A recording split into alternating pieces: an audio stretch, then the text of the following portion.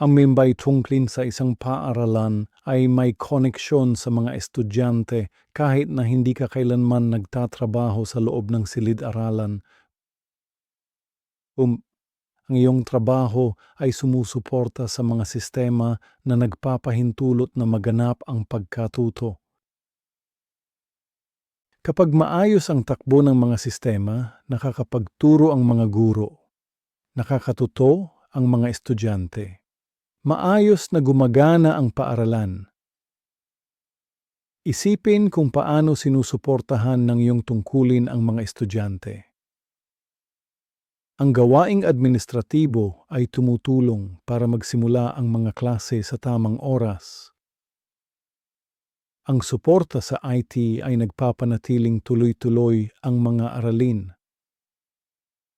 Ang finance at HR ay sumusuporta sa mga tauhan at mga kailangan ng paaralan. Kapag maayos ang takbo ng mga sistemang ito, nakikinabang ang mga estudyante. Maaaring hindi nila nakikita ang iyong ginagawa, ngunit nararamdaman nila ang resulta nito. Mahalaga ang kahusayan. Kapag malinaw at nasa oras ang mga gawain, nakakapagpukus ang mga guro sa pagtuturo sa halip na sa pag-aayos ng mga problema.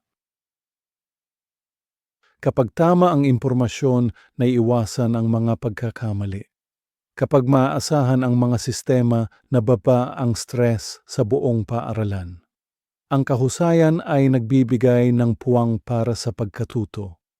Mayroon ding pagmamalaki sa kalidad. Ang maingat na paggawa ng trabaho ay nagpapakita ng respeto sa mga taong umaasa dito.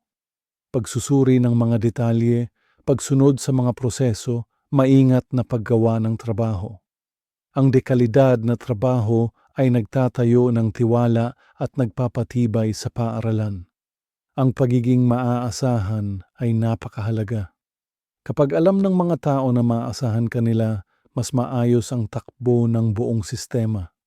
Pagiging nasa oras, pagtapos ng mga gawain, malinaw na komunikasyon. Ang pagiging maaasahan ay lumilikha ng kumpiyansa. Maaaring hindi ka nasa harap ng klase, ngunit sinusuportahan ng iyong trabaho ang bawat silid-aralan. Ang iyong tungkulin ay tumutulong sa mga guro na magturo. Tumutulong ito sa mga estudyante na matuto. Ang iyong trabaho ay tumutulong para mangyari ang pagkatuto.